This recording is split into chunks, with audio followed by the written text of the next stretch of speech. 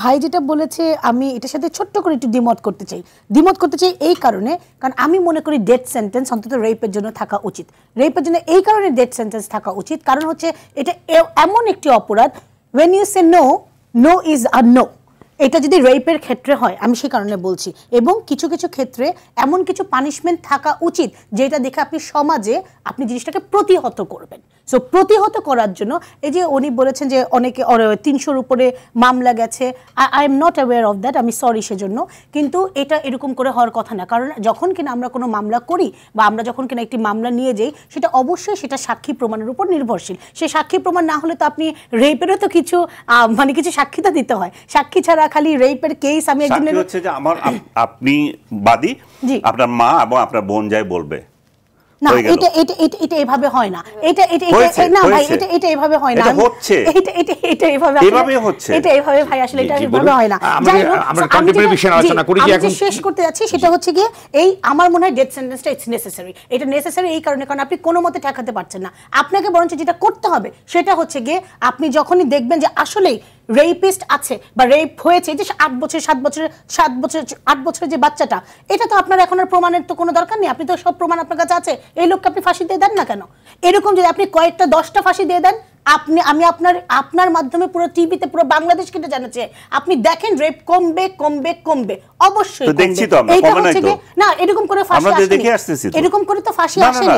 আপনি এই আইনের সংশোধনী প্রয়োজন, অথবা ধর্ষণ প্লাস হত্যা দুইটা একসাথেই চলতে থাকবে। আচ্ছা আমি আরেকটু কিছু বলি, সেটা হচ্ছে কি খালি কিন্তু রাস্তাঘাটে যে আমাদের মেয়েরা অপমানিত হচ্ছে তা না। আপনি যদি অনলাইনে দেখেন, অনলাইনেও কিন্তু এটা মারাত্মকভাবে, আপনি ফেসবুক দেখেন বা সোশ্যাল মিডিয়াতেও কিন্তু সেটি হচ্ছে।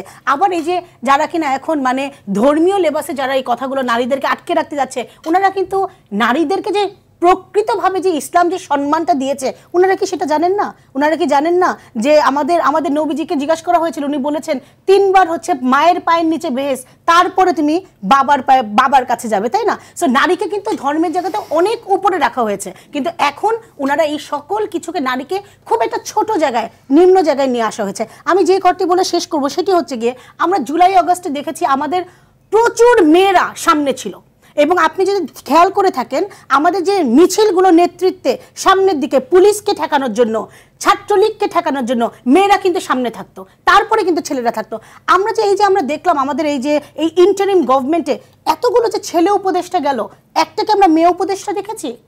আজকে আজকে 8ই মার্চ আমরা নারী দিবসে এখানে এসে সকলে অনেক কথা বলছি, অনেক কথা আমরা বলতে পারি, কিন্তু এই মেয়েগুলো কোথায়? এই মেয়েগুলোর রিপ্রেজেন্টেশন কোথায়? সো আমরা বৈষম্য আন্দোলন করেছি, আমরা এখনো বৈষম্যর মধ্যেই আছি। আমাদেরকে পুরোপুরি আমাদেরকে সংস্কার করতে হবে আমাদের রুট থেকে। আমি এই গোল টেবিলে বসে এই সংস্কার করলে হবে না, এই সংস্কার করতে হবে আমাদের ঘর থেকে। আপনার আমার ছেলেকে শেখান, আমরা আমাদের মেয়েদেরকে শিখাই this is a bad touch, এটাকে একটা বাজে ছোঁয়া বলে।